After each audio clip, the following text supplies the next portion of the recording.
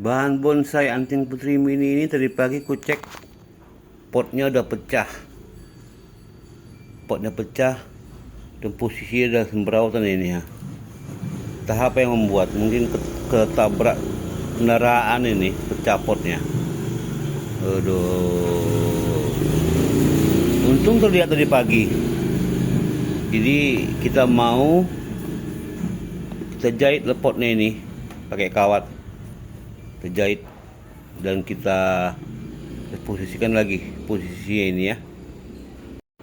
Potnya udah kita jahit ini. Kita jahit pakai kawat. Tinggal kita membaguskan posisi tanaman di dalam ya. Kita baguskan posisinya ya.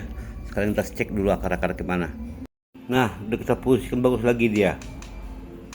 Begitulah kawan-kawan, di bahan bonsai ini semua ke depannya semakin subur dan sesuai harapan. Terima kasih.